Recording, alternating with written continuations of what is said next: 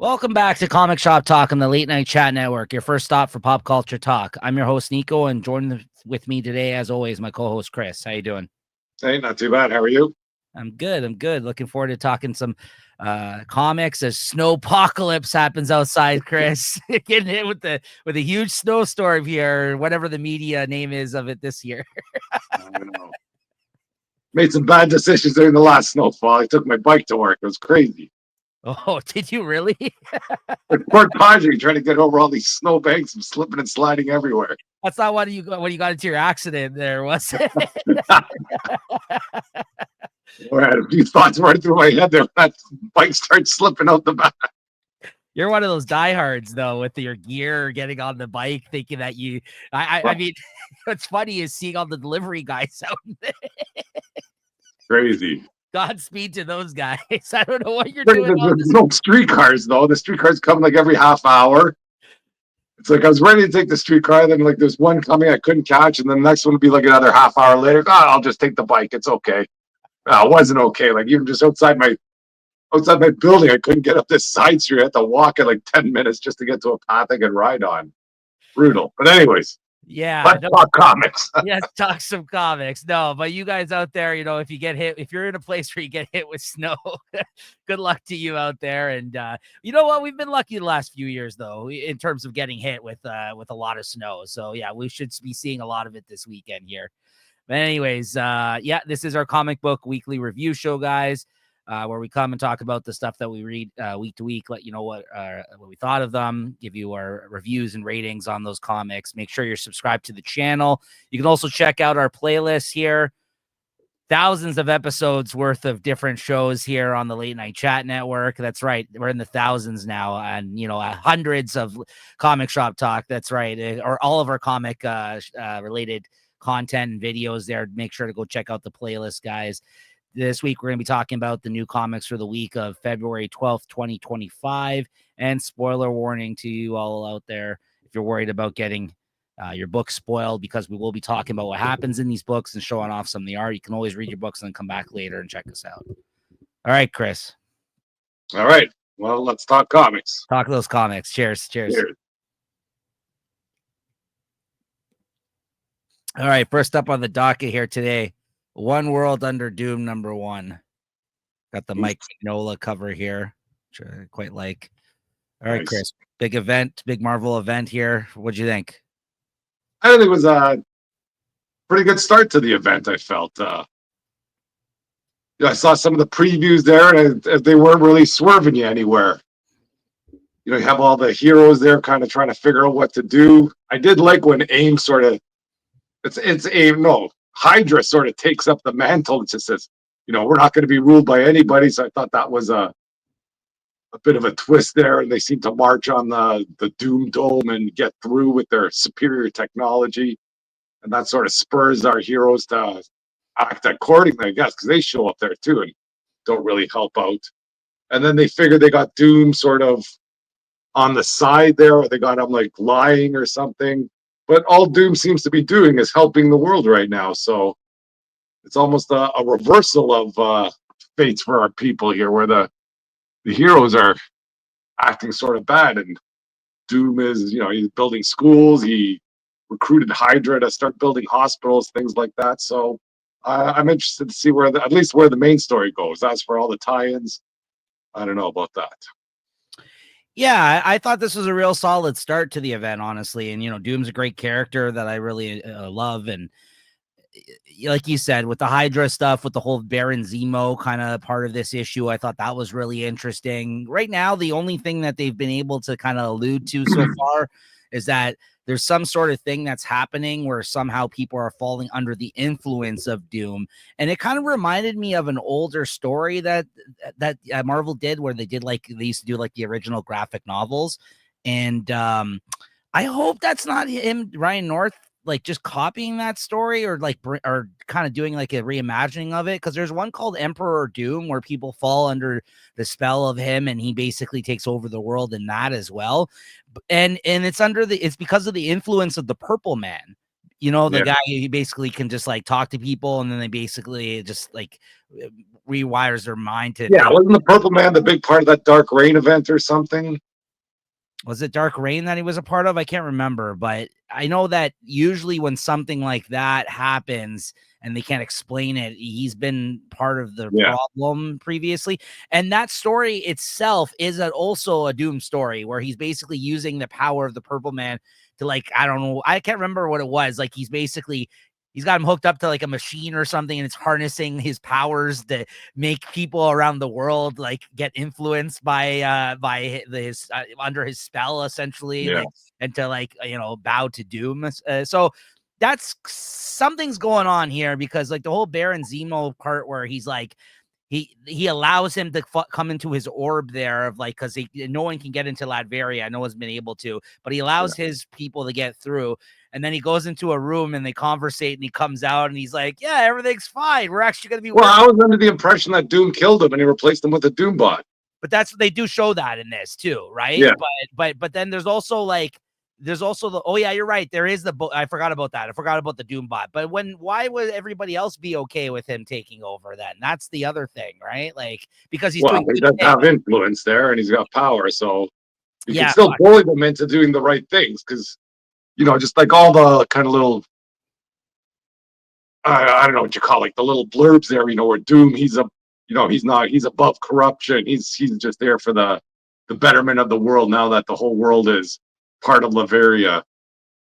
I think I'm on Doom's side for now. We'll see how it goes. I'm sure he's got some nefarious plot in mind, but nothing's revealed itself yet to me. Oh, and that dinosaur too. this was awesome. Yeah, no, you know what? I'm just talking out my ass there. I forgot about the Doombot part of Zemo. That's right. They did reveal that he did get killed here, right? So, Yeah, because that was the big play that the Avengers thought they had to go. Oh, look, Doom murdered, Baron Zemo, and he goes, "Look, what did they do? I killed 2 Nazis." And you're gonna come down on me for that. I'm trying to help the world. I got Hydra to build hospitals. Now that's all out the window thanks to you bums.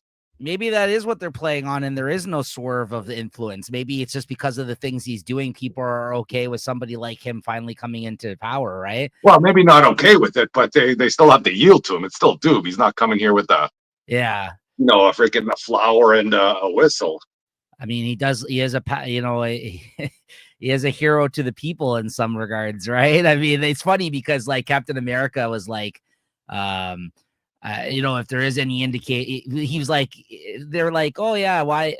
He mentions the fact that like on top of the White House now there's like the Latveria flag or whatever, right? Which was interesting. Anyways, but yeah, it was good. I thought the art was good. The storytelling was good so far. And like you said, I'm not automatically on board for all the tie-ins, but there might be some I cherry pick and check out as well, right? Yeah. So we'll see. What'd you give this? I'll give this a 4 for an event. I've been enjoying this so far. Yeah, 4 as well for me. I agree. That's the rating I was thinking. It was a solid start. All right, next up on the docket here, we got Bug Wars #1, a new Image miniseries from Jason Aaron.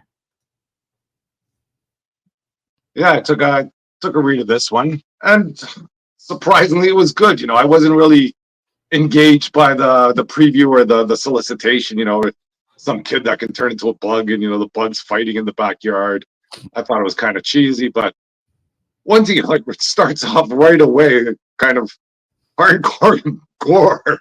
Except it's I know what kind of people they are there, but they're all riding ants and beetles and just got blood and guts all over the place. And then the story of the family, that's kind of wacky too. So this might have hooked me in there. And I thought it was better than I thought it'd be for sure. Yeah, I liked it. It's got Mahmoud Asrar on art, who worked with Jason Aaron on his time writing Conan over at Marvel, which I'm a big fan of his art as well and have been for a while. So yeah, to see them kind of continue to collaborate on something now, creator owned like this, and the fact that right out the gate, they've mentioned that this is just a mini series, which I think is the right amount, like a length for a series like this. This was good. I did like it, and I also found the other stuff about the main characters, the humans outside of the Bug world, interesting right now. Like there's this whole thing with this kid.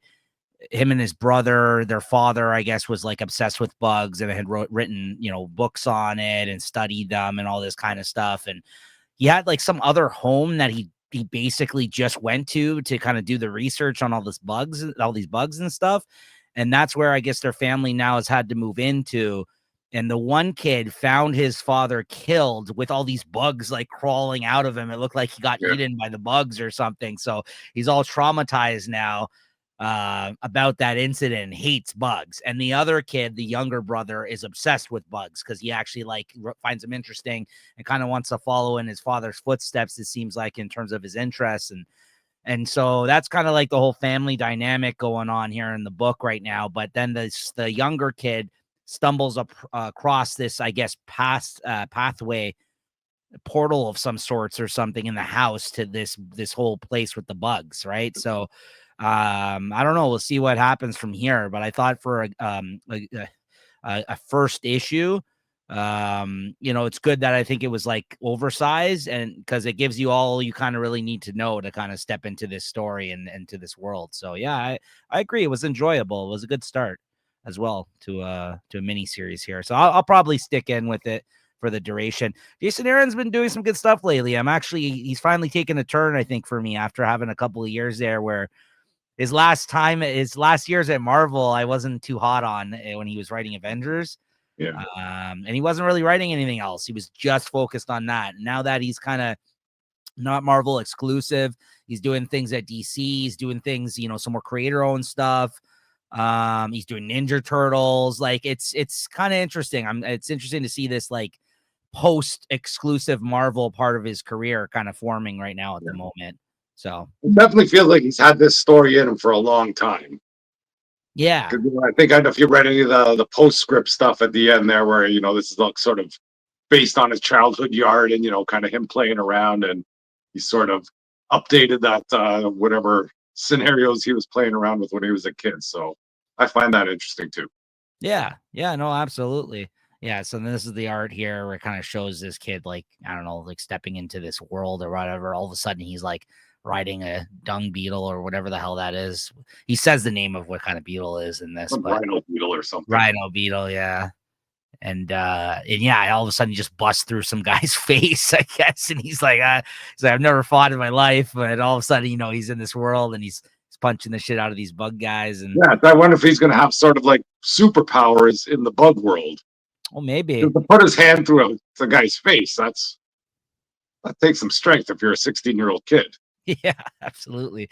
So yeah, it was interesting. Good start as well to this. What'd you give this?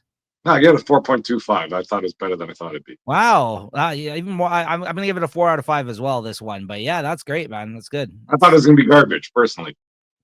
No, it was good. It was good. Yeah, I agree. Good. Creepshow in Love, #1 for all you people celebrating Valentine's out there this year.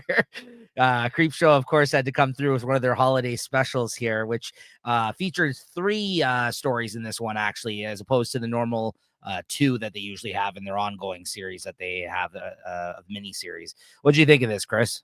Well, I know you'd be reading this one, so I made an effort to read their Valentine's special. I kind of wish they just stuck to 2. I thought the stories were all pretty short. And out of the 3, I think I like the first story the best. And it was more because that stupid dog there, when this kid is trying to put together his Bride of Frankenstein or his Frankenstein monster, whatever he does, and he's kind of holding up that skeleton. And yeah, and there, I don't know if you can see that dog is just looking up at him with the question mark. I just sold that story for me here. And what he thinks he's found some perfect couple that he wanted to murder. They turn out to be cops, and they shoot him. And then you figure that's the twist. And then there's another twist on top of that where he's looking for the perfect heart. And does he end up cutting out his own heart? And then that's the end of the story. Yeah. Yeah. So I think could have maybe spent a bit more time on that story, but I thought that was decent. The second story was this Eugene with the love potion. Yeah, I love this. This was my favorite one out of all 3. You can tell right away, because don't use too much, and then the vial breaks, and the postwoman's, got the hots for him, is chasing him down, and it looks like death won't even stop her. That was okay. I love how she like crashes through the window. She's like, "I love you." He's like, "Ah." That made me laugh. This is actually written and drawn by the person that did that other book that I was reading, the Beneath the Trees Where Nobody Sees, where it's like a bear, like it's like Oh, yeah. a series of like a town full of like animal people, like and they had like it was basically Dexter, but like in the anthropomorphic world of animals and stuff like that. So yeah, that was it was nice to see that he's doing other horror stuff now. They got him on to like do a short story here for me. I thought that was interesting. And then yeah, what was the third story here? What do we got? See, this one to remind me. But yeah, that one was good. That was my favorite out of all of them. How she tracked him down. He like cut up all her body pieces and like spread them around, and then somehow they got put back together. She like a year or two later, she tracked him down. Oh, this one, the penguin one. Yeah. Oh yeah, this reminds me of that Kevin Smith movie. Tusk. Yeah. Yes. That's what Evans just moved too quick. He's like, oh, nobody likes me. And then he injects her with some serum, then puts her brain inside of a penguin. Yes. And they seem to be all trapped down there with all these other animals, of girls that I guess he's done this to, and then they get their revenge, let's say. So that was a pretty much color by numbers or paint by numbers story, but that was still okay. I actually really liked this issue. I thought this was probably one of the strongest issues, if not the best, out of this most recent volume 3 of the miniseries that they've done. I even for the fact that this was 3 stories, I still quite enjoyed this, and they kind of made use of the whole love aspect of the Valentine's Day theme. I thought very well. I actually really liked this one. My least favorite actually was the first story. What you said you liked it as your favorite, although I liked all 3, so that's rare for an anthology issue for me. And yeah, I thought this was great. I think high rating is going to be coming here for me in a moment for this, because I read all the Creepshow, and this is, I think, a strong example. Like if you were just interested in picking up like a Valentine's Day like horror anthology thing, like just pick up this one issue, or even if you just want to try out Creepshow, because I think this is a pretty good example of the series, honestly. Yeah. Well, the hits keep coming for this one because they teased the artists or the writers for the next one. And Chip Zdarsky's writing next time, so I didn't see that. Oh, I didn't see that. Oh, interesting. Did they do that in the letter column, or is that? I think it's in the last page. When they say whatever coming next month, Chip Zdarsky's name there. Oh, awesome! That's great. Yeah, no, I missed that. Oh, okay. Yeah, I see it here. Oh no, that's volume 3. That was the one. This is the collected edition that they're. I got hustled then. Yeah, I think that was the first issue of volume 3. Actually, they did, but I think this is them promoting the trade paperback in the back here. Okay, wow. If you like the trade, there's Chip in there. Yeah, and yeah, some good stuff in there. What'd you give this? I give it 3.75. Oh man, I'm gonna give this a 4.25 this week. I thought it was great. Good stuff. DC versus Vampires World War V Darkness and Light #1. Yeah, I read this one after reading a few of the Marvel titles. And I know what's going on with the Marvel books, but they seem short, but we'll talk about that later. But this one just seemed to, I don't want to say went on forever, but I felt it was a decent size for this issue. Like, was this an oversized issue or something? Yes. Yeah. I did like that first story with Wonder Woman, or well, I guess it was Wonder Woman chasing down those 2 kids or something in the house. Yeah, and then the one of them basically she makes turns into a vampire. Yeah, the little bluebird or something. I think this art the way it is, it's not like a very photoreal art or it's no Dan Mora art, but I don't know. This person hit the head there, or hit it on the nail there with the way he draws, or he or she, whatever, draws Wonder Woman. I thought she looked great in this one here. Yeah, Harper Row. Yeah, who is from she was from Scott Snyder's Batman run, essentially, that girl. So yeah, that's yeah, I think that's her superhero name that you just mentioned there. But yeah, it's Harper Row is the one that she ends up turning into the vampire in this and kind of keeping her around, I believe, right? Yeah.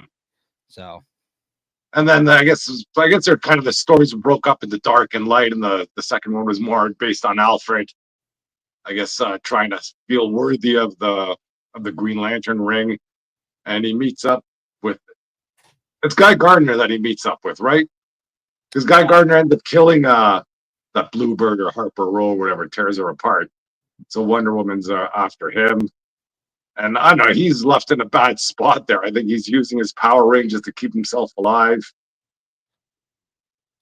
and tries to train Alfred with that little kid. I don't know where that kid came from, but for a one shot, kind of interlude of the series, I thought this was pretty good.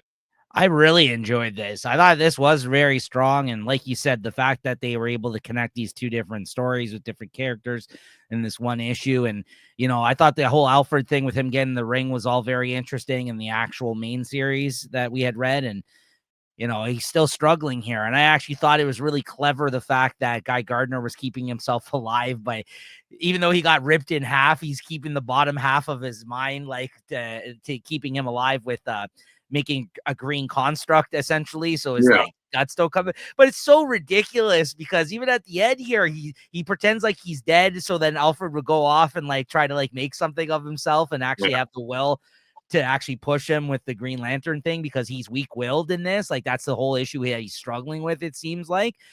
And like the fact that like Guy Gardner mentions that like, he doesn't even sleep anymore because he's keeping himself alive. I was like, what the hell? Like, how many drugs is like what Guy Gardner's a little wacky there, you didn't want to even know what to think about him because what's he saying? Like he's using the constructs, I don't know, what is this, dopamine and things like that, or his neurotransmitters. He was using the constructs to feed those. So he seemed a bit wacky, but I guess in the end he seemed to be on top of things.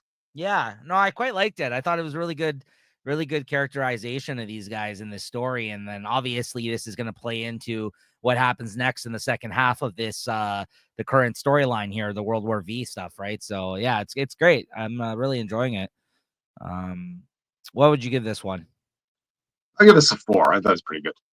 I'll go 4.25 on this as well. Yeah, it was very good. On a 4.25 too. I think, as like you said, like an interlude in between the second half, it was really well done. It was actually better than what I had expected, let's say. So maybe that's why I'm I was ready to pass on this one. Well, I think I put it on my pull list, but who knows? Yeah.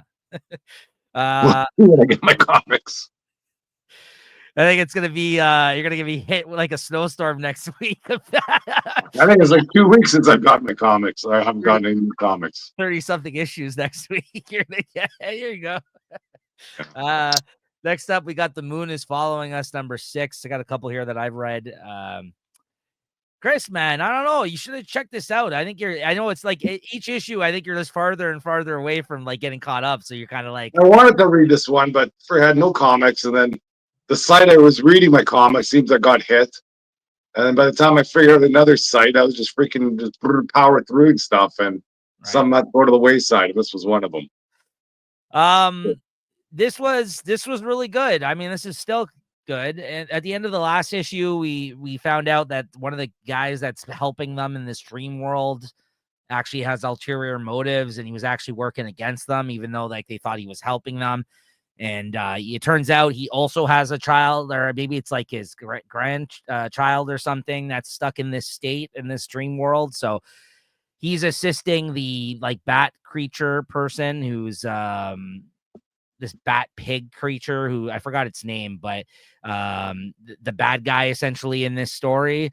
And then the people that save the parents in the dream world last issue are the little girl's nightmares. So the nightmare characters are actually helping the adults right now in the and to get back at the bad guys so that they can get their daughter back. And in this one, they learned that all the weapons that this guy had given them in the previous couple of issues that they were using against the dreams to fight against them, he had made up the fact that they were actually effective. Like he's like, yeah, this guy was working against you this whole time. So these guns that he gave you, yeah, they're cool. And it looks like you take out these dreams, but let's try again. I'll show you what ends up happening really. And they tried to shoot one of the dream characters, and then he just rose back to life after they killed him. So he's like, yeah, he's been doing that this whole time, making you think that these weapons are effective in this dream world, but they're not. He's been actively working against you. And what you really need is something that gives you power that reminds you of a real life something from your real life in this dream world. So like he sees like a baby seat, for instance, on the ground, and then all of a sudden the father has a memory of strapping his kid into the baby seat and how like he could never get it working properly. So then he picks that up and he starts hitting like one of the bad guys with it at one point, and it turns out like that's a powerful weapon in this dream world. So things like that. And then like the mother remembers that she went to the aquarium with her daughter one time, so she sees like a shark in the dream world, and she like goes and like takes a staff, a pointy stick, and like stabs the shark and picks up the shark and starts using the shark as a weapon on a stick, like a shark on a stick, which is pretty cool. And that was reminding her, it is because of that memory of them going to the aquarium together and then talking about sharks and stuff like that. So it's really, it's kind of neat that they're using that to kind of link the real world. And you know, Daniel Warren Johnson always kind of brings in some sort of family dynamics into his stories as well. But like it's like on a huge adventure type of thing going on here too. And they're walking around in a crab tank, which is pretty cool.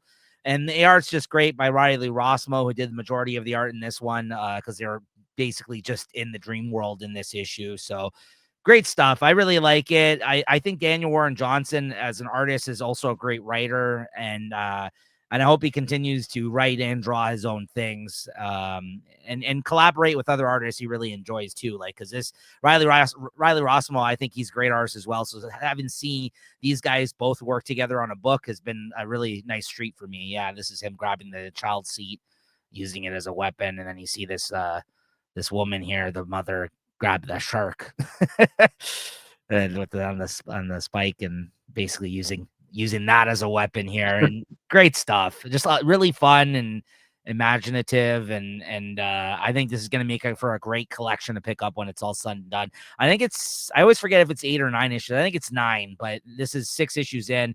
I think the pacing is really well done in this series too, so I'm looking forward to where they go in these last couple. I give this 4.25 out of 5, even maybe varying on 4.5. Good stuff.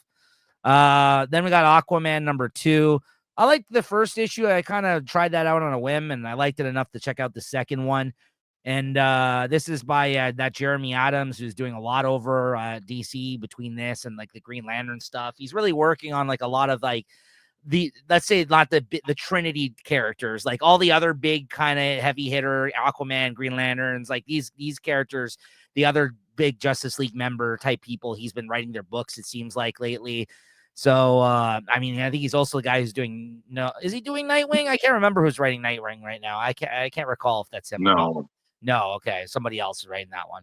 But anyways, this was still not bad. I'm liking this. I think the John Timms art is fantastic. This is a guy that's been working with DC for a while now. I just think he keeps getting better and better. This might be one of the best things I think I've seen him draw so far.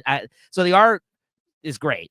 The story is pretty good too. You know, he's basically, he went through that Omega symbol, and he's now like in some other kind of plane of existence, fighting like a bunch of like he fights these lizard people, and he uses the water, the moisture, and like the mud to basically control the mud and hit them with mud. And then later on, he gets hung upside down in this issue, and they're trying to drain his blood.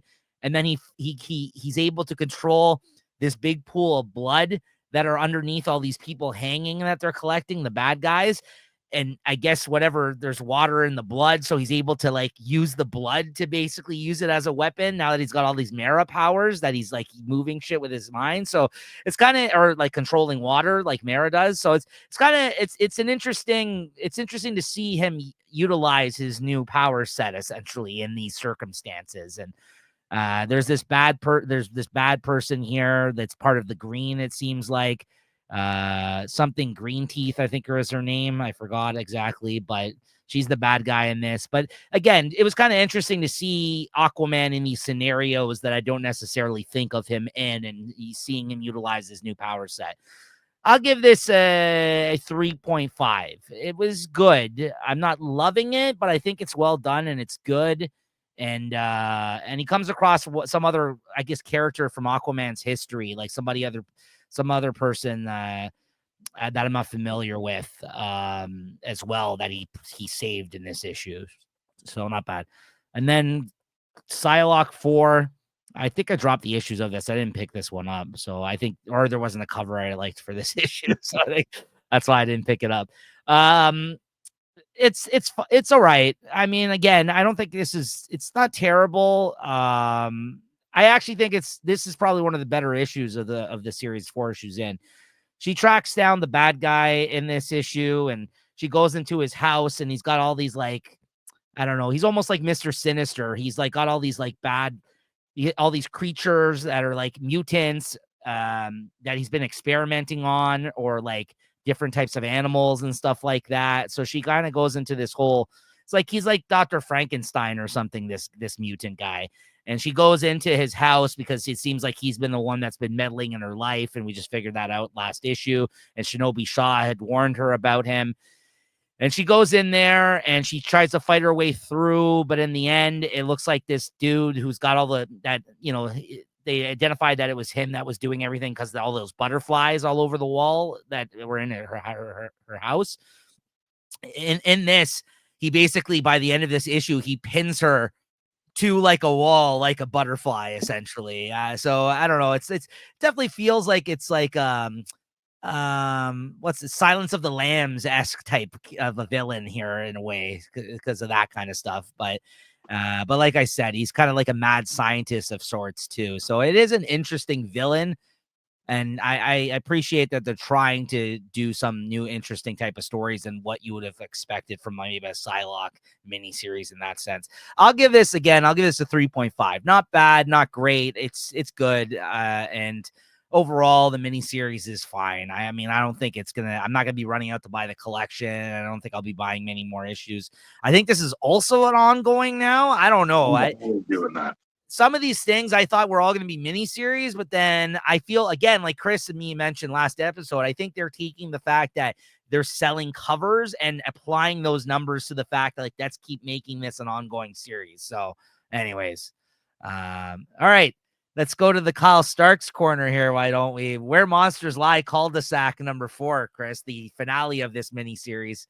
More to come, though, from what I can tell. So what you think? It sounds like there's more to come, and I'm all for it, but the way this one ends, yeah, it ends. That's for sure. You know, he's not holding anything back here.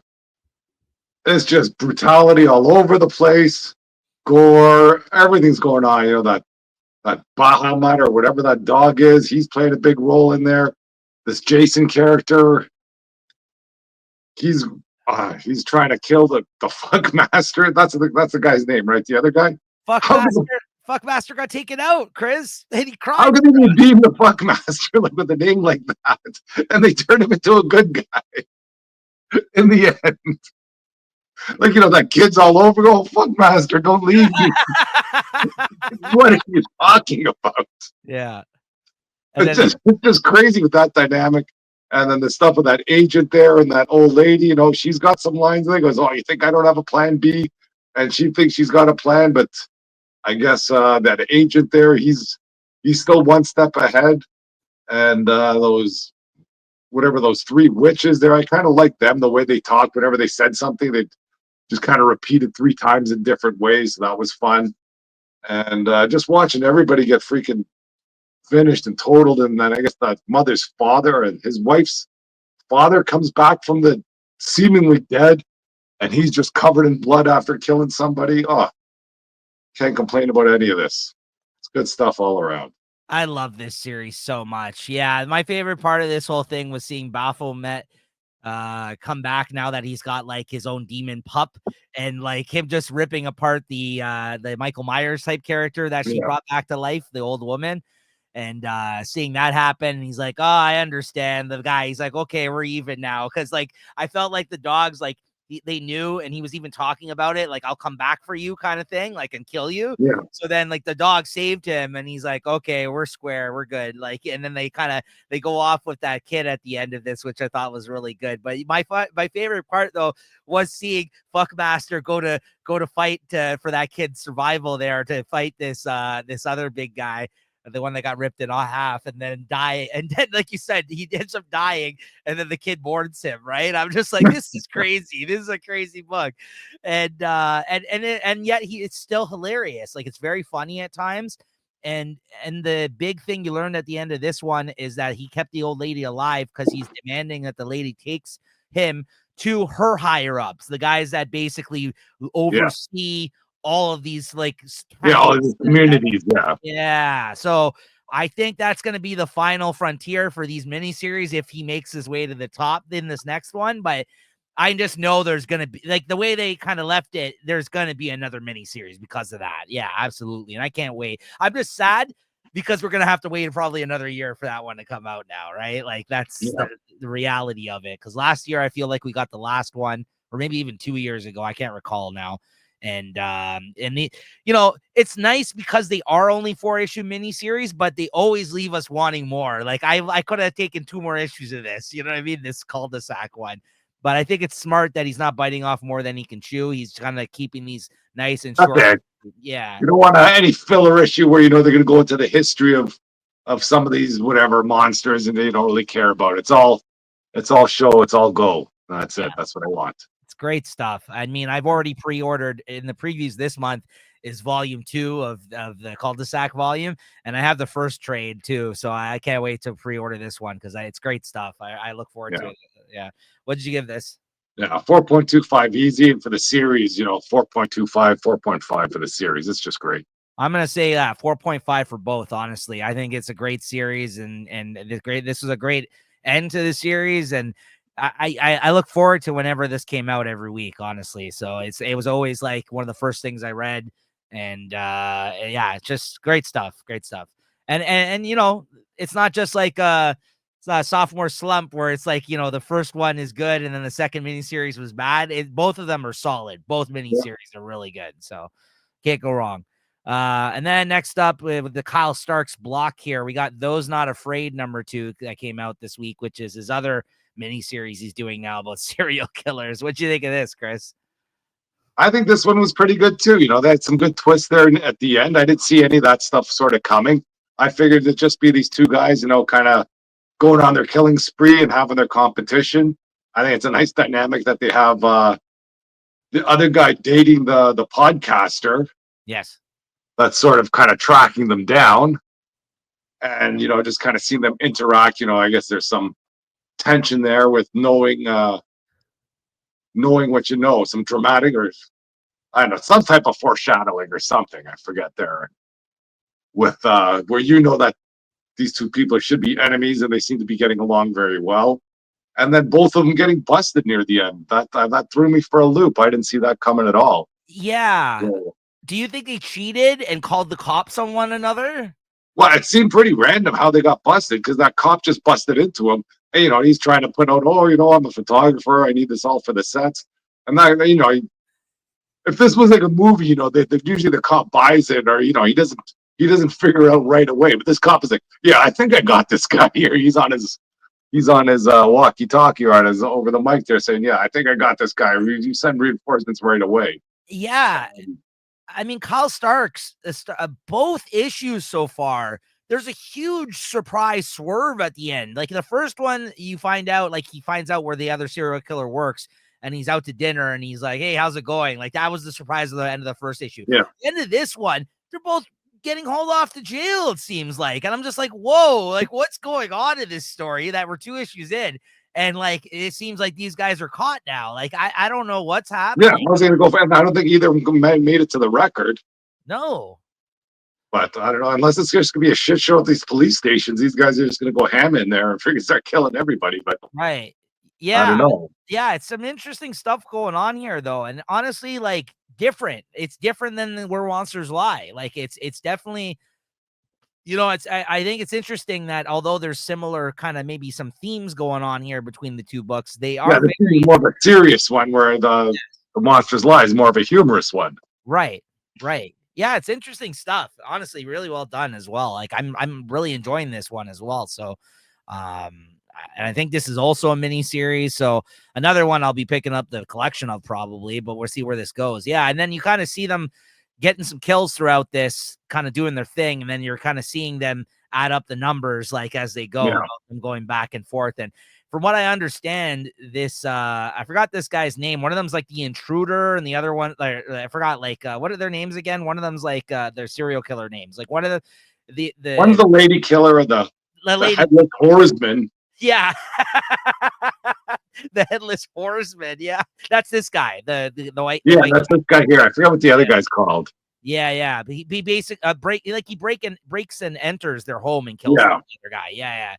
I think last we saw, I think the headless horseman was up in terms of the score, though. So just say, I think he's winning here before they got caught. But then, yeah, Buddy goes into a house at the end right after this scene of him getting arrested, and there's cops waiting for him there. It looks like he baited him so as well. So yeah, we'll see what happens. That was interesting, though. That was so funny when his trunk got popped. He's like, I need that stuff for work. Yeah. Just like, really, dude? Like, I thought he would have had a better story, let's say, but it's kind of he's dead to rights there. He's just like, yeah, you got literally everything you need to abduct somebody here. Well, what'd you give this?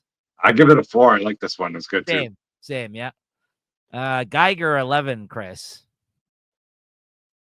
I don't know. These Image comics are just killing it. I love this Geiger guy.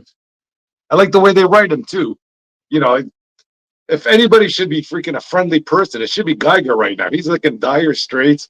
Everybody is helping him. Like everybody around him is helping him as best they can, and he's freaking still trying to refuse. Like he's this Nate the Knight. Wasn't a big fan of him, but now he's grown on me, and he's got nothing but good intentions for Geiger, and like Geiger's throwing him off.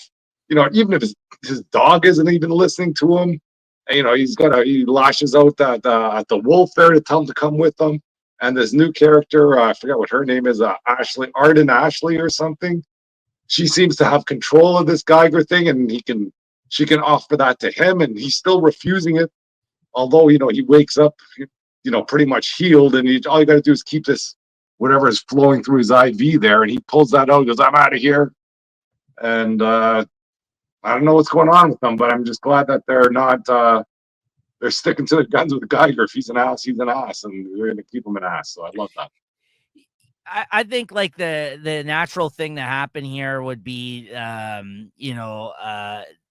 before he realizes it, these people do become like his new family essentially. And I think he's just pushing them away because he's so miserable since his family died, and he feels like he's kind of like a lone wolf of sorts, let's say. And you're right. This guy really has a lot going for him, despite all the tragedy that he has had so far in his life, so to speak. But, at this point, that's kind of why I liked this part in this issue where like they mentioned the fact how he has all these like this ragtag, like interesting, weird group now with him, like the GI, like the GI, kind of like the GI robot character, the Junkyard Joe character there, and like you said, the knight, and then he's got two animals now, the zebra with the one eye, because she mentions like, yeah, he's over there with the zebra with the one eye and the wolf.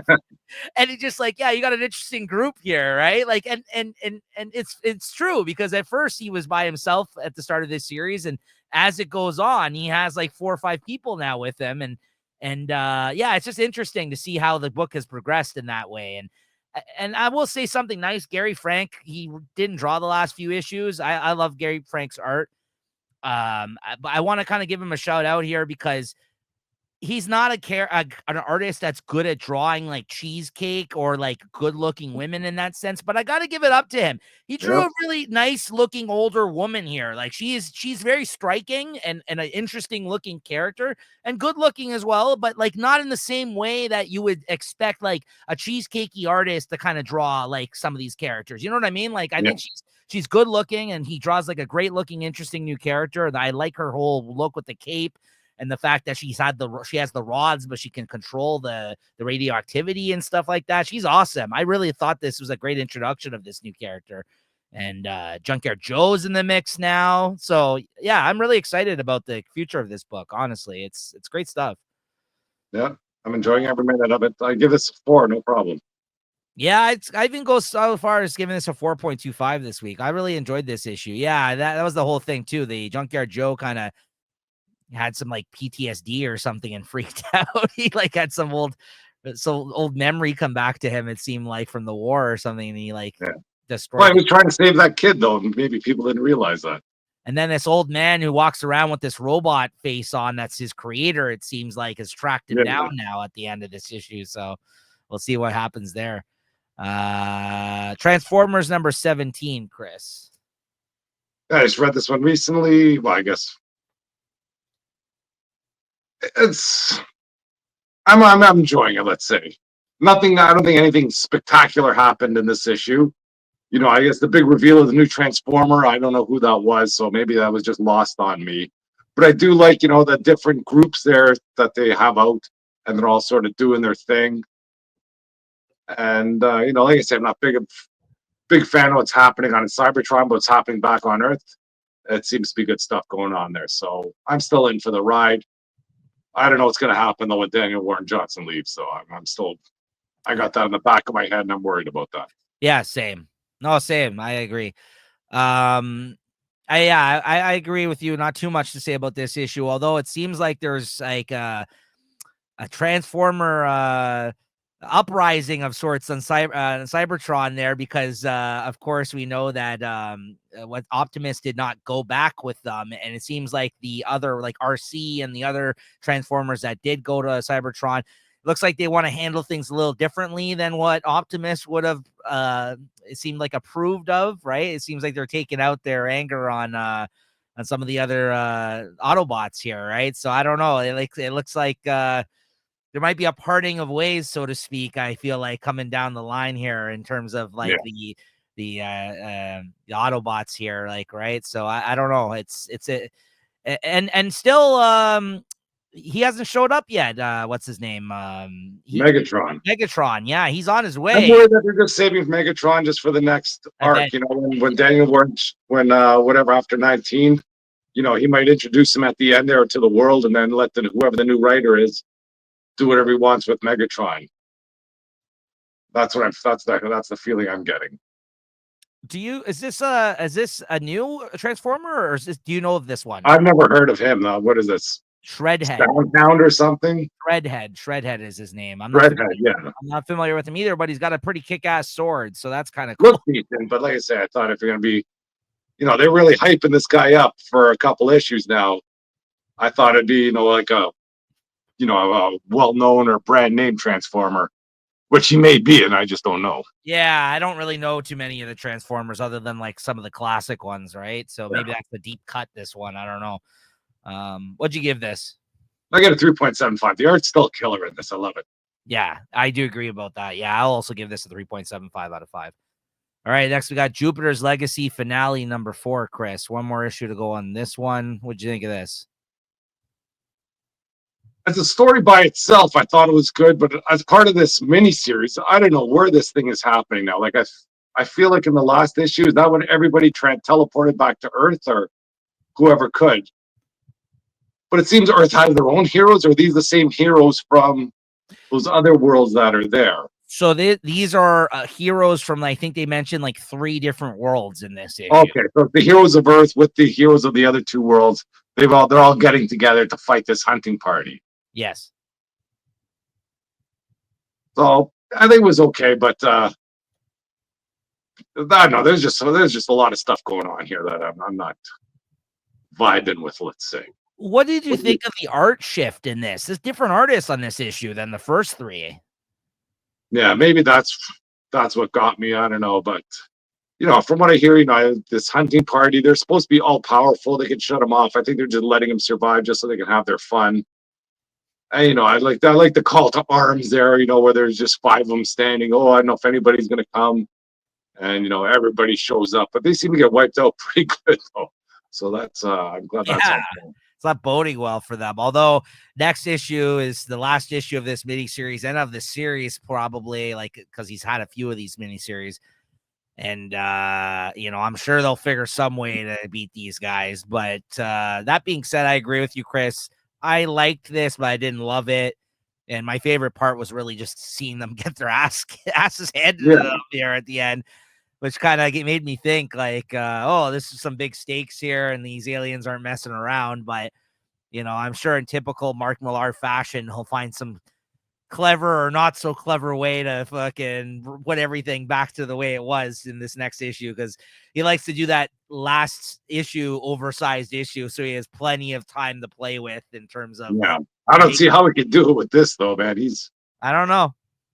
He is got good at, something in mind, I imagine, but yeah. So I mean, well, I guess we'll see. I swear, if like the Magic Order people show up and like wipe it away somehow, like they did in Big Game, I'll be like, okay, man, like you're done. Like you're like you're out of ideas at this point. So I guess we'll see what happens there. But you know, he always makes it seem like the chips are down though, and then all of a sudden he's like, oh yeah, by the way, this one superhero can wipe out everybody here. So here you know, I'm sure that something like that's gonna happen, right? Like, oh yeah, what do you mean, like this whatever, like these overlords, they've been kind of farming these worlds. yeah, You know, that'd be like freaking carrots uprising and killing humans somehow. There's no way. yeah, yeah. But anyways, we'll see. What'd you give this? I'll get a 3.75. Oh, I'd probably go 3.5 on this one actually, but overall, I think this miniseries. I did like the heroes getting blasted. Yeah, So. that was good. That was good. I think I don't know this. I don't know if it's because it's been so long since the last Jupiter's Legacy where I'm not as invested in this one. Maybe that's why, but I just feel like the other previous miniseries that he had done have all been better than this one so far, in my opinion. But we'll see. I don't know. He's got one issue to go. We'll see how he wraps it up. Next up, we got Absolute Batman number 5 this week, which is the end of the first arc here, it seems like, for this book. What'd you think of this, Chris?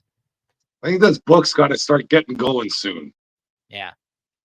It's, you know, it's still good stuff here. You know, I think with the last one there, Batman took the deal, I guess, from Black Mask or whatever his name is, to accept all the cash. And basically he used that cash to blow up. I guess he just takes the cash just to get it away from Black Mask, and he ends up burning it all here. And I guess that was the big thing. And you know, this stuff with his history with the family and the zoo, I don't really care about that. And you know, I thought they were going to tear down the zoo and then turn it to Arkham Asylum, but I guess that didn't happen. The zoo just stands. And I don't know. Well, I'll see what happens in the next arc, but this one's on skating on thin ice. I think it's good, but it's not amazing. Like, I want it to be better. And he didn't burn it. Remember, he used it as like used it to create a bat signal of sorts, right? Yeah. He put it on the light and it made like the look of the bat. Oh, I thought he had to destroy the cache to do that. I thought he lit it on fire, and that's what made the bat signal. Oh, maybe, but they didn't show it. Like, oh yeah, maybe that's what it was. Yeah, because I think he was trying to prove to him he doesn't care about the money, right? Oh yeah, he does press click, but I thought he just used it to create. I think he just put it on a floodlight, and he made the shape of the bat using the money. That's what I thought. But yeah, maybe you're right. Maybe it was that he but they didn't show that. They just showed him clicking it, and then all of a sudden it was like the big bat signal. I really like this page. I like how big and bulky and stocky he is. Like, yeah, I like the Batman here, but this story's got to get going. Yeah, no, I agree. I'm not totally disagreeing with you there, but at the end of the day, I still think it's good. It's just it's not blowing me away. I want it to be better. So yeah, I think especially for a book that got this much hype upon release. Yeah. Whereas, like I said, and I keep saying it, I think the Absolute Wonder Woman book is better than this personally. But like you know, this is still well done. I mean, I love the art, obviously, and you know, I'm interested to see what else he has planned. We'll say that. I'll stick to that at that point. So, you know, and we'll see. To be continued. Are you still technically going to plan on picking this up though, Chris, or no? Yeah, I'll see what's going on for the second arc, because there should be some big. He still needs his moment. Like, I know they've tried to make moments when he jumped in his dump truck, maybe with that, you know, the Batman AF, and like, you know, Wonder Woman had her moment where she got that giant sword. That's okay. I'm in on this now. This is good. And I'm still waiting for that moment here. And you know, the last issue of Superman, I thought it was a better issue, but I don't know if that was enough to pull me in there.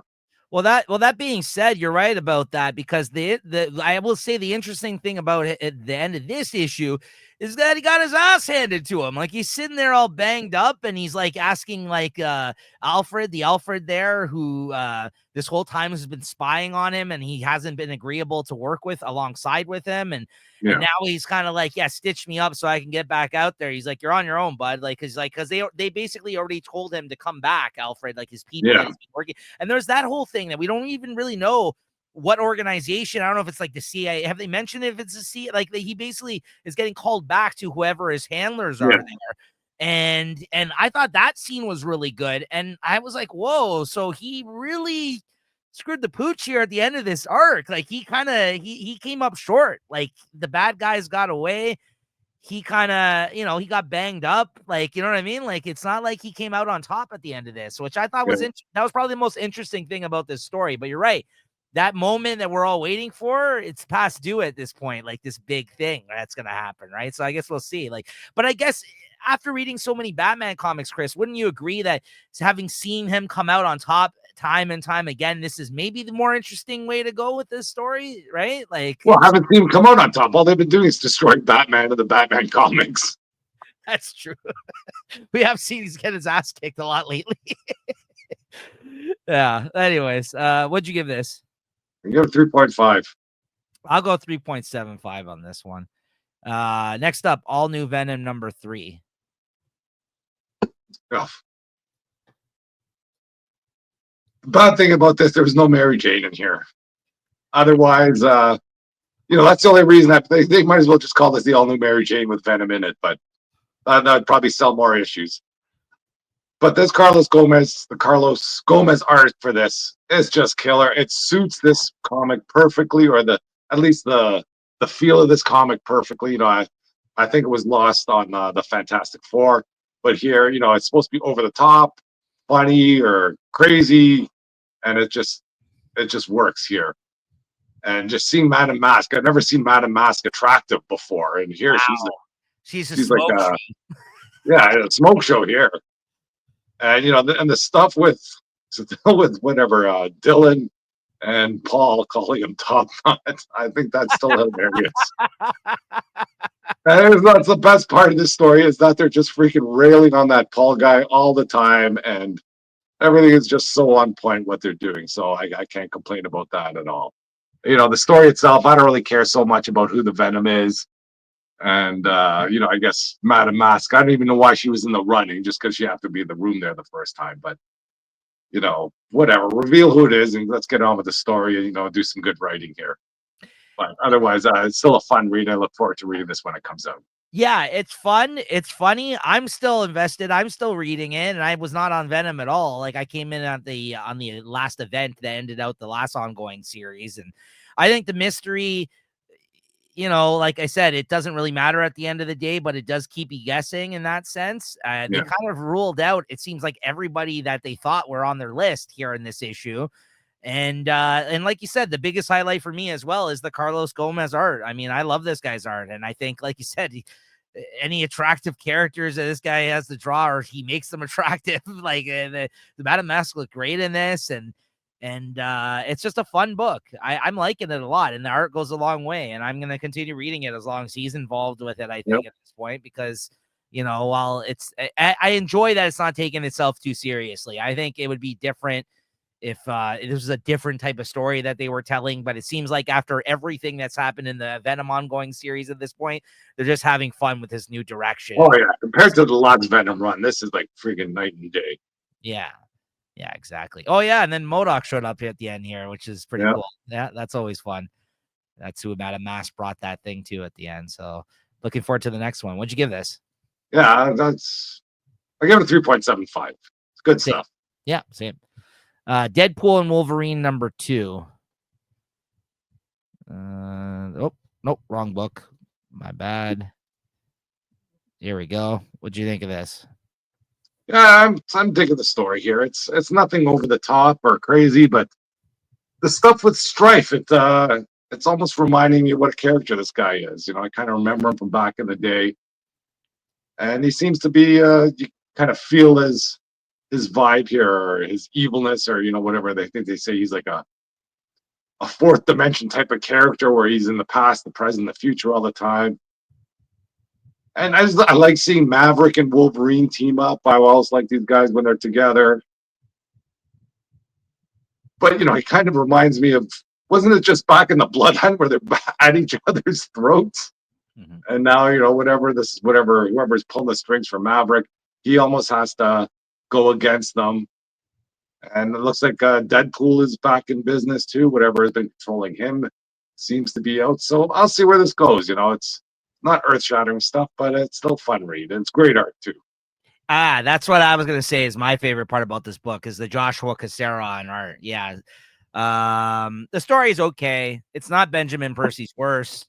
It's far from his best, but that being said, it's serviceable. I think it makes sense. It tracks for these characters. He has enough people showing up in the title so far to make it enjoyable. And when you pair that with the Joshua Cassara art, it's pretty decent. It's pretty good. Yeah, I am liking it.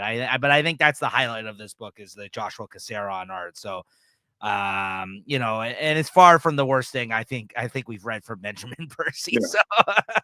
So that's a lot. That goes a long way, honestly, for as far as his hit rate goes.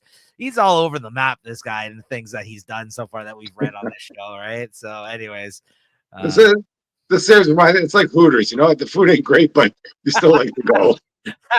you like the scenery. Yeah, exactly. Well, what would you give this one? I give it a 3.5. Yeah, same. Yeah, same. All right, next up we got Magic #2, and I got this amazing Villa Lobos cover here. Let's take a look at this one. This is a sweet one. Hold on, I better get my cover. That's all I gotta say. Yeah, the glare is killing this one. There we go. That's a cover there. Oof. Yeah, I pre-ordered this one blind. The image wasn't even up yet at that time, but I'm like, Villa Lobos, I'm in. So I ordered that one, and it paid off. And of course, then we also got the J. Scott Campbell one here. She's got this weird tracksuit thing going on there. I don't know what's happening there, but not bad. They're club pants. Yeah, exactly. Not bad. But what'd you think of this one here, Chris? Yeah, this magic story's dying on me here. Yeah, it sure is. Whatever, I don't know where they are, but they end up going to a club there. I'm surprised it wasn't Leela Cheney that was on band on stage, but I guess it was some sort of demon on stage, and they had to fight her, and then the Dark Child comes out. I haven't seen much of this Dark Child. I almost forgot that she had this Dark Child persona in her, and I don't really care about that. So you keep those covers coming, I'll keep on buying them. That's all I can say. Pretty much. I love this character, but this is not that great of a series. If I was ranking all this, like these new series that came up with a lot of like the women X-Men that they've been doing, which I feel like we thought were all going to be miniseries. I think some of them are and some of them aren't at this point. But if I was ranking them, I guess, no, I mean, Storm came out ahead of those. Storm's #1. Okay, that's an ongoing series. Storm's #1, and honestly, one of the best X-Men books coming out right now. I don't know how that's possible, but it is. I would say Rogue Savage Land is then next. Then I would we only had one issue though. Yeah, still one I think only so far. Still, and then I would say Psylocke is right under that, and then I would say Magic is last. Like out of the ones that we've sampled recently that I've been buying with like the killer covers, I would say those are the rankings of those ones. And the only one I didn't buy was Storm because I'm not a huge Storm fan, and that turned out to be the best of the bunch. Yeah, it's the best. It's the best book that's some of the female kind of lead X-Men titles that they've been putting out, honestly. So this Magic one's not that good, but I love this Villa Lobos cover, so I got that going for me. But yeah, my hope for these series, I was hoping that they'd be limited issue series, and they transform the character somehow by the end of the series that would last into would make it into the main canon. But it's just talking about stories that don't need to be told, and it doesn't really change anything about them. Like if anything, they should have pulled a Rogue here and sent whatever Magic back down to Limbo and just kind of revisit some Limbo stories there while she was young or learning or something. Who knows? Yeah, so by the end of this, she gets sucked back into like I guess like almost like hell or limbo. I don't know where the hell she gets taken there, but Liminal, this demon Liminal or whatever, reveals himself to be I guess, the big bad here. Yeah, So yeah. that's One better than Subliminal. so there you go. What did you give this? Well, I didn't get my copy, so I can say 3.25 because I got no cover to look at. Same. I'll go 3.25, even with the cover. The cover is great, but the book itself is not. But I'm happy to have the covers. Next up, we got X-Men 11. I also got a variant of Magic on this one, so it's a good week for Magic variants. I got the Swaby variant here. Not bad. It's her with a bunch of like demons or something around her. So good stuff. Another problematic book here. Honestly, I don't know what you think of this. I like this one. Okay, I just meant overall. I'm not even talking Overall, yeah, definitely. This has been riding the pines here. Yeah, I've taken it off my pull list. I think I still got these ones until February pulled. And I felt that this was more back on track to the X-Men stuff. You know, that last issue when they're fighting that agent. That was good. It was good, but it still wasn't, it was just Scott flexing his muscle after getting his ass handed to him. And here they just seem to be more back on track. I like that Marauder ship or whatever train they got going on. And then, they find that whatever this person that was making a beeline to them, and it turns out to be Starjammer. And that's great. And then, Scott's still, bullheaded and not listening to him. He thinks he's got a big scam in mind. And, and basically Corsair is just trying to warn him, hey, these people aren't coming after me, they're coming after you. And that was I guess, the way it ended. Yeah. And of course. Yes, of course. Let's get to it here. Hold on. I'm just gonna flip right to the end here. There you go. That's it. It's Ryan Otley in this here, right? No. He can't draw Scott Summers for hell, but he can draw everybody else great. And freaking just seeing him have freaking Alpha Flight in there. No. And I love. No, it's not Stegman. Not Ryan.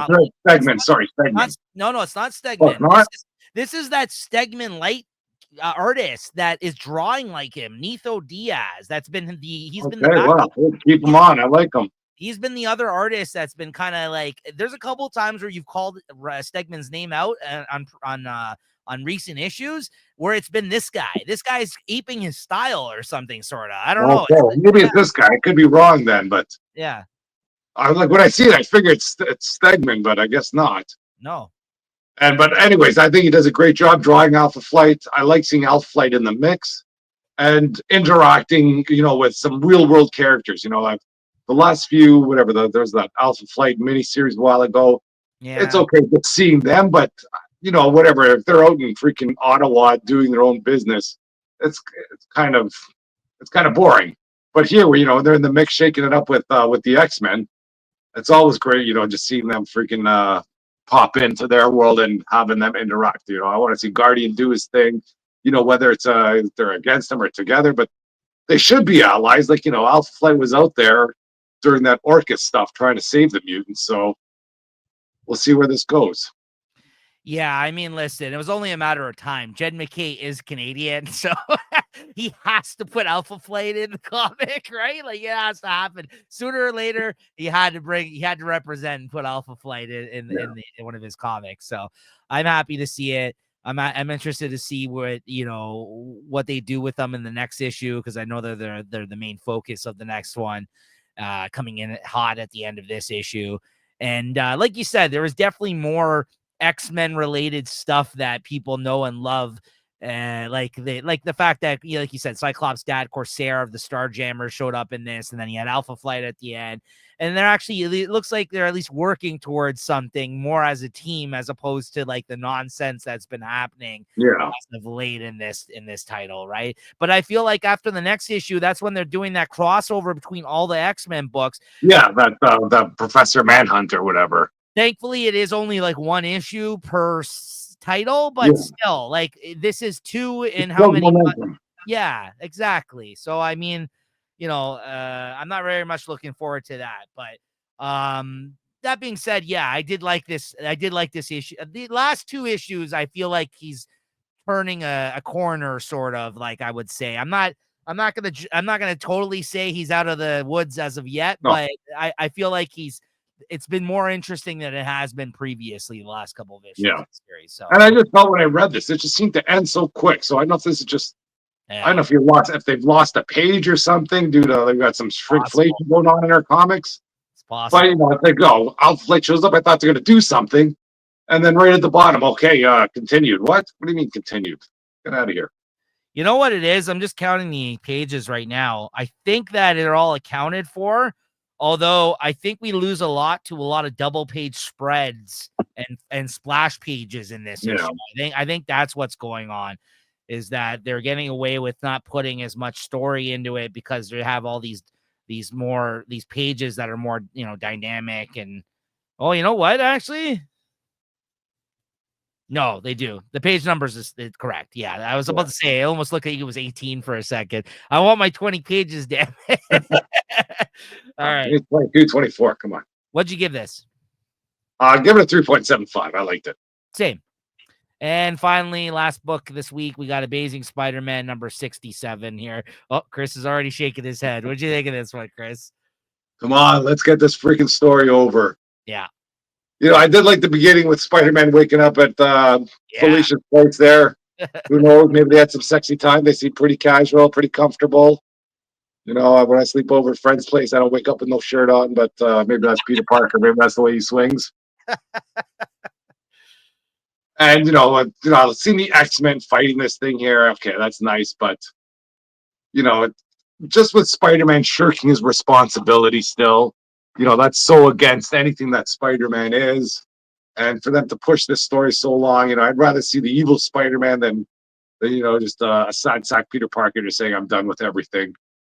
And we'll see where it goes. You know, even what's that name? The Sidorak sister. She even shows up and starts, you know, trying to give him a pep talk, it seems. And that doesn't work. So we'll see where it goes.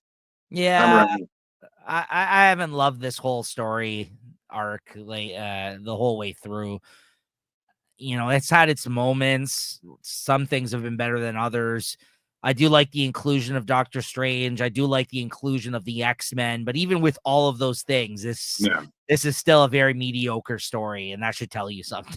So, I mean, you know, it's definitely, you could feel that this is them just buying time in between the new creative team that's going to be coming up here.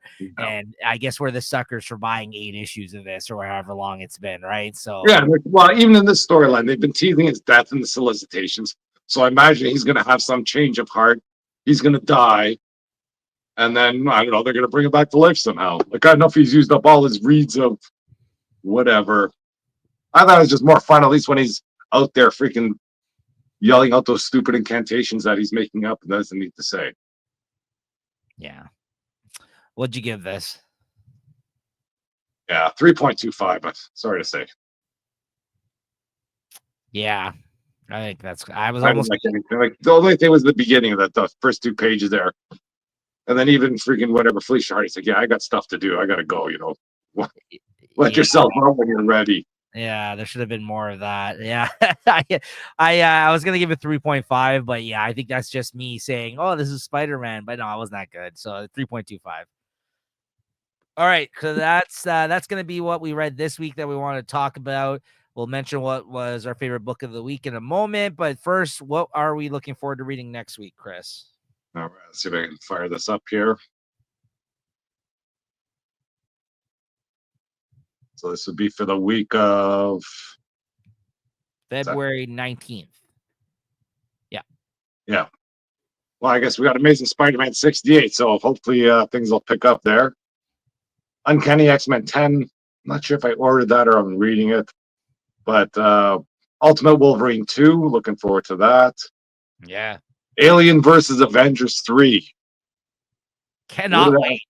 I think Mr. Sinister's in the mix or something. I don't know. We'll see what's happening there. Storm 5, see if that can keep up the pace. I don't know. Maybe I'll read this Weapon X-Men.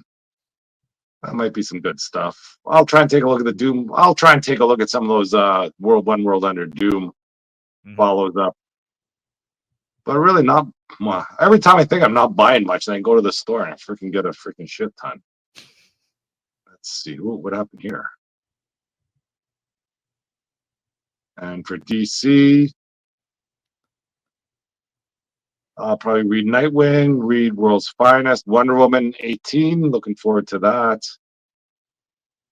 I think there's a cover of Catwoman 73. Yeah, Dan Oh, the Panosian. Dan Panosian one. Yeah, hopefully that shows up. But I don't know. Zatanna one. Her previews were all over DC this week too, and they weren't really capturing my attention. Let's say. And I think that's it for DC. Anything coming on Image this week? Oh, G.I. Joe 4. Yeah, I might try starting read World Tree. I think I read the last World Tree. It was pretty good. yeah. And let's see. Well, that's it. Not much going on. Oh, Drawing Blood too. That's out there next week.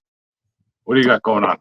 Yeah, I got a lot of the same here, some different stuff here as well. Aliens versus Avengers 3, Amazing Spider-Man 68, Batman and Robin Year 1 5, Batman Superman World's Finest.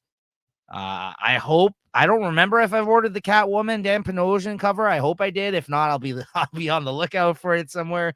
G.I. Joe 4, Uncanny X-Men 10. I think that might be the last issue I pre-ordered. I dropped Uncanny now. Wonder Woman 18.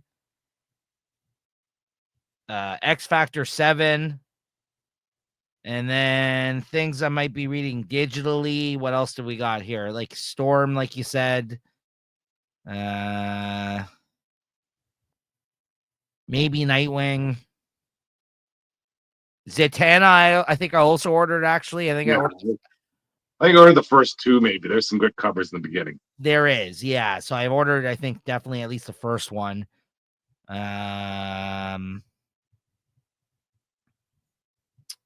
Nothing else from Image, Marvel. Yeah, so definitely some tie-ins maybe for the Doom stuff.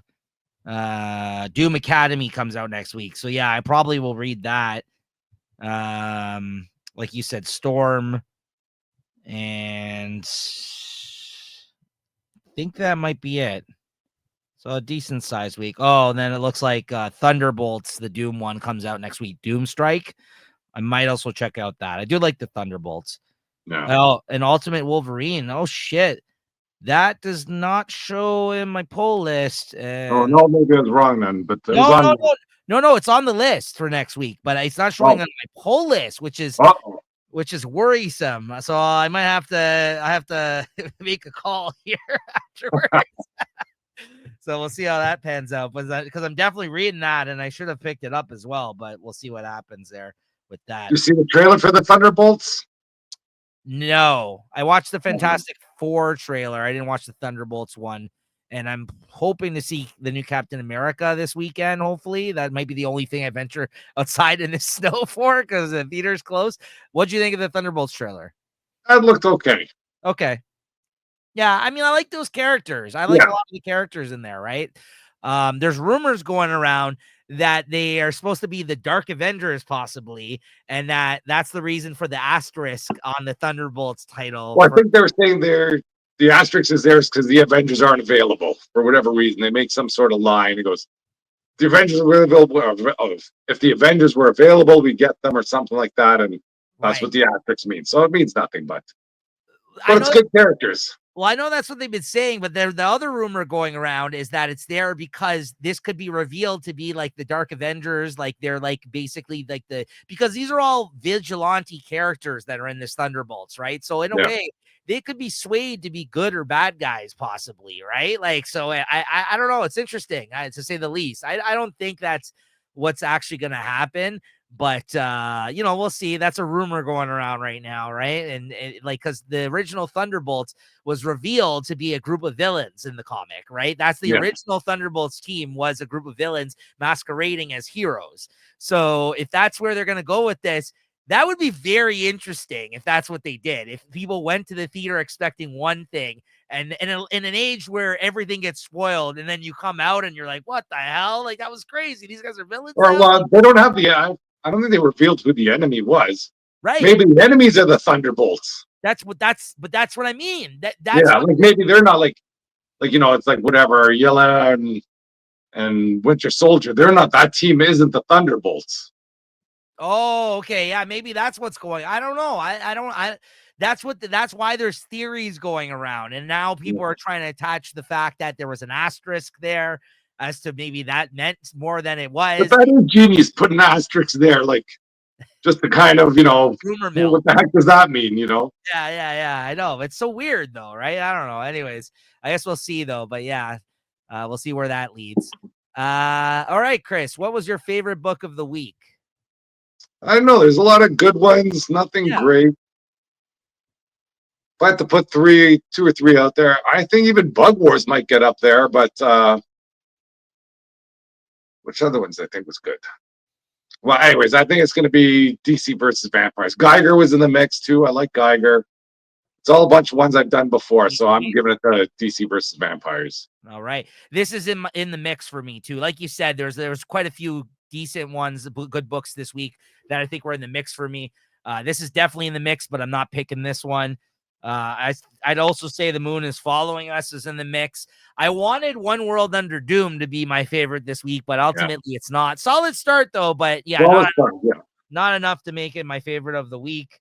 I'd even say honestly, Creepshow in Love was a nice surprise this week as well, but I'm gonna go with the end of Where Monsters Lie Cul-de-sac number 4. Yeah, it's just I don't pick up the physical issues, but that is such a treat whenever it comes out, and I think it landed. It stuck the landing in terms of an ending for now for the story. So I'm gonna give it up to that for my favorite of the week this week.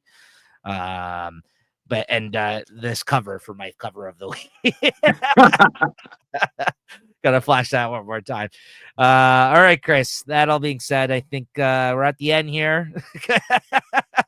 Goodbye, everybody. We'll see you next week. Thank you for tuning in. Stay safe out there, and we'll catch you next time. Thanks, Chris. All right. Take it easy. Later.